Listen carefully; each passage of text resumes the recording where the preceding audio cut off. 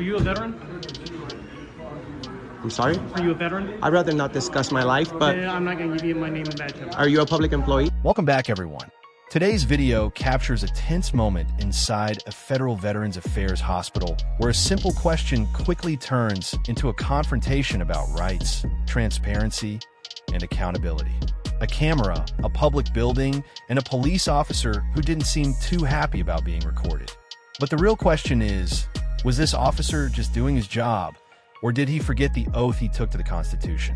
Watch closely, because what happens next says a lot about how some public officials react when citizens exercise their First Amendment rights. What's going on, guys? Auditing America. We're at the VA, Veterans Affairs Public Hospital for the veterans. See how it goes. First Amendment audit. May I have your name and badge number, please? Are you a veteran? I'm sorry? Are you a veteran? I'd rather not discuss my life, but I'm not going to give you my name and badge number. are you a public employee? Do you have a supervisor that I can speak with? Are you usually this rude? May I speak to a supervisor, please? I can take you down to police services if you like. They got the supervisor over there? Yeah. All right, cool. Let's go. Why would it matter if I'm a veteran or not? If we're in a federal building in a public place? I'm going to have you bring this individual down to police services.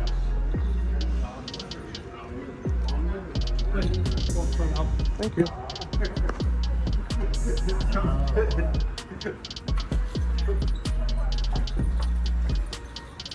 So, this is a public building. You're supposed to be nice, brother. I wasn't going to be rude to you in any way. Do you think because I have a camera, I automatically have a problem? I don't. Just because I'm ugly and I have a face tattoo doesn't mean anything. I mean, you're not the nicest looking guy in the world, and I still like you. I still like him, though. Thank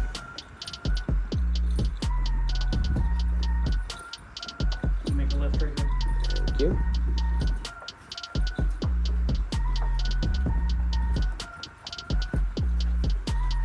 All right, guys, buckle up because what you're about to see starts with a simple question, but quickly turns into something much bigger. The camera rolls as the auditor walks inside a Veterans Affairs public hospital, a federal building funded by taxpayer money. Within seconds, tension begins building. A VA police officer immediately asks a question, "Are you a veteran?" But the auditor pushes back, calmly explaining he'd rather not discuss his personal life. Instead, he asks something simple, the officer's name and badge number. And that's when the atmosphere changes. The officer refuses. The conversation grows uncomfortable, and viewers can already feel the tension rising. In a public building where professionalism is expected, the situation begins raising serious questions about transparency and accountability. After all, when citizens enter a government facility with a camera, exercising their First Amendment rights, should the response really be suspicion and resistance instead of professionalism and calm communication?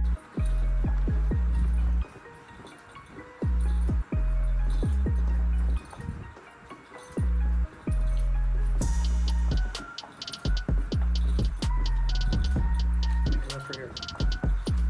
Left or right? Left. Left.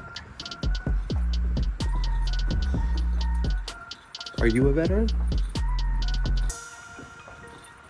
What's the gap between you and the citizens, sir? You're supposed to love each other here, brother. Guys, this is the reason why we do these videos. Because we want to show how nice the police are. When you show up nicely with a camera, and they just straight up hate it. I don't know why. What is it with you guys? I don't hate it. I'm just taking you to the supervisor. Because you would agree with. This is Lieutenant King. Hi, Lieutenant. Hi, how's it going? My name's Enrique. Nice to meet you. Pound it. So, why don't you step over here? That way we still have access to the door. What's Sure. going Nothing. I paid a visit to the VA. I did a First Amendment audit. The complete staff passed with, Oh, I appreciate that. beautifully. And we love to praise good public employees, especially cops, when they're nice and professional. We've gone viral. Now listen carefully, because this is where things get interesting. Instead of escalating the situation, the auditor asks to speak with his supervisor. The officer agrees and begins walking him through the building toward police services. As they walk, the auditor questions the officer's attitude, explaining that simply holding a camera shouldn't automatically make someone a problem. The message is simple. Appearance, tattoos, or recording equipment shouldn't determine how someone is treated. Moments later, the supervisor arrives, Lieutenant Keenan. Unlike the initial encounter, the tone immediately shifts. The lieutenant greets the auditor calmly and professionally. The auditor explains the purpose of his visit. A First Amendment audit meant to highlight both positive and negative interactions with public employees. He even points out that many officers have gone viral for being respectful and professional. But he also raises a concern. The initial officer's approach felt dismissive and unnecessarily confrontational, something that shouldn't happen in a taxpayer-funded federal facility. Hundreds of times for showing, nice of the police. Obviously, we've gone viral hundreds of times as well for negative stuff that I wish that didn't happen. But the thing is, I'm a little bit concerned about him because, police officers are supposed to be the nice guys, the good people. And I'm not saying he's a bad guy, but the immediate approach that he had with me wasn't professional. So I say, hey, how's it going? Can I have your name just for our video? And he's like, are you a veteran? And then he said, if you're not a veteran, I'm not supposed to talk to you, which that's not true. Well, one of the reasons we ask if you're a veteran is that way if you have a complaint, you can take it to either a supervisor or you can take it to the patient advocate. So that's one of the reasons why that question is asked. Why would he assume I immediately had a problem? That I don't know, but my point is, I wasn't there, so I can't answer his question, but what I'm saying, he was appropriate in asking if you're a veteran or not, because that way he can send you to the right people. Oh, he has the right to ask whatever. No, what I'm saying is specifically because if you have a problem as a veteran, there's a chain that we have to go through in order for them to make a complaint. Correct, but no complaint here. No one is sad. No one has a problem. Okay. The only thing is, I like to highlight the good, and to actually, also we have to highlight the bad.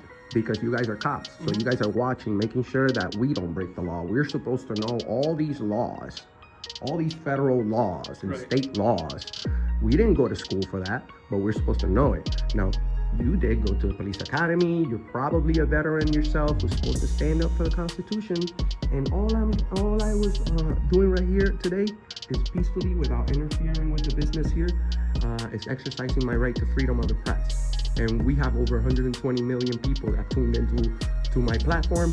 I am paying federal taxes on my videos. I'm paying state taxes, everything, 24%. I've been doing this for almost a decade. Okay. So it's all about being respectful. So is it part of your policy to identify? If I ask, hey, may I have your badge number? Right, and right there you can see his name, and he won't give you his badge number. I'm sorry? If you ask for a badge number. Yeah, that's why we're here. Because he said he don't gotta talk to me because I'm not a veteran. He don't gotta tell me. What matters right here is that you took an oath to the Constitution, and that's your job. All right, guys, this is where the conversation turns into a real discussion about rights and accountability.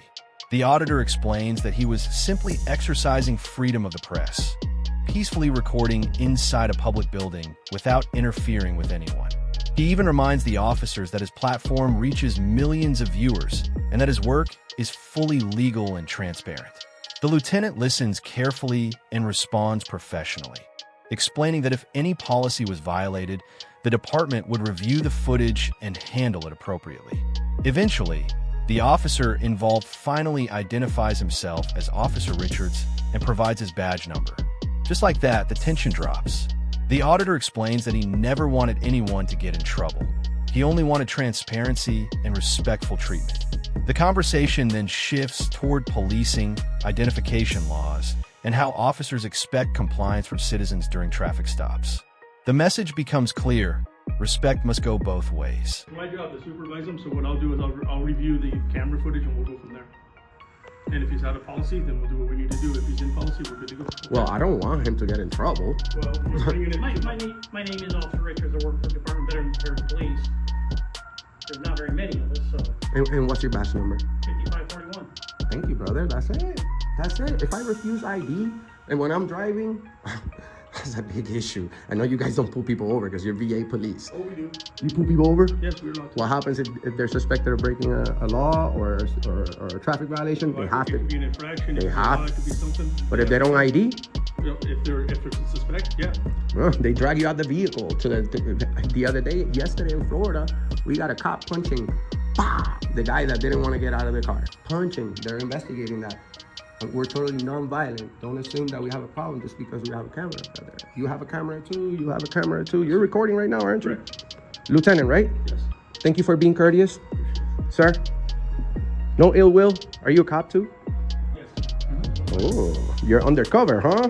No, not really. No. Okay. Take care. Would you like to answer if you're a veteran? Would you like to let us know? No, I'm not a veteran, but I love and praise veterans. Okay, so I go around asking this question all the time. The veterans are the people that are protecting our rights and protecting our country from foreign and domestic enemies.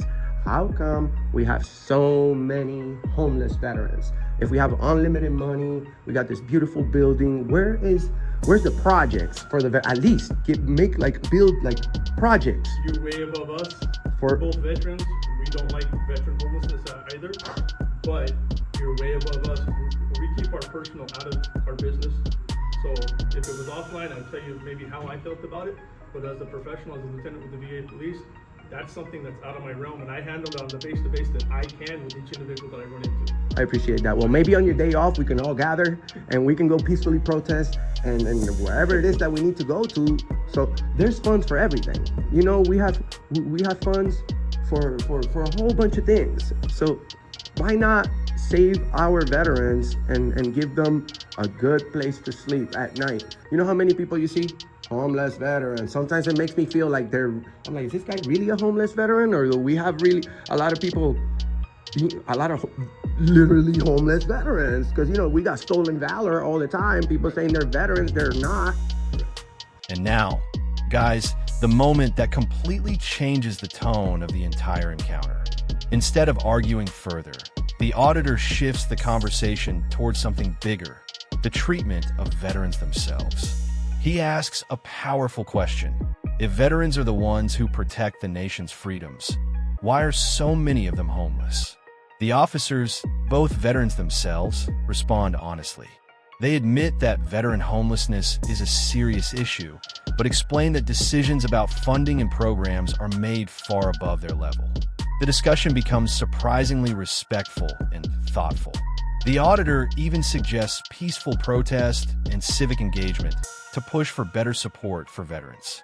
By the end, what started as a tense confrontation turns into mutual respect. Handshakes are exchanged, appreciation is expressed, and the encounter ends peacefully. Sometimes accountability, calm conversation, and transparency can transform a tense moment into something far more constructive. So thank Any you. other questions, right? Thank you. No, thank you very much. Thank you, Richards. Much love and respect. Thank you, brother. You stay safe, okay? All right. Peace. Have a good day, sir. You too.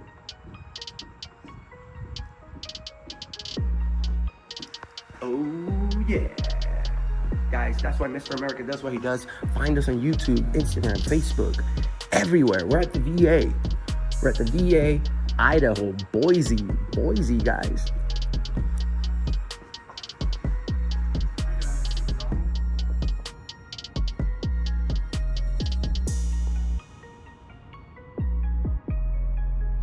Perfect. This is the green team. I'm calling from the Boise VA to get you rescheduled for a cardiology follow-up from September 10th.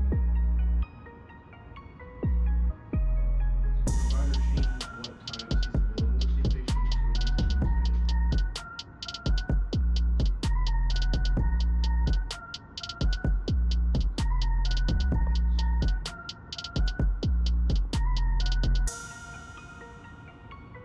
So, yeah, it was at 2 o'clock on the 10th. We can just move it to 2:30 if that works.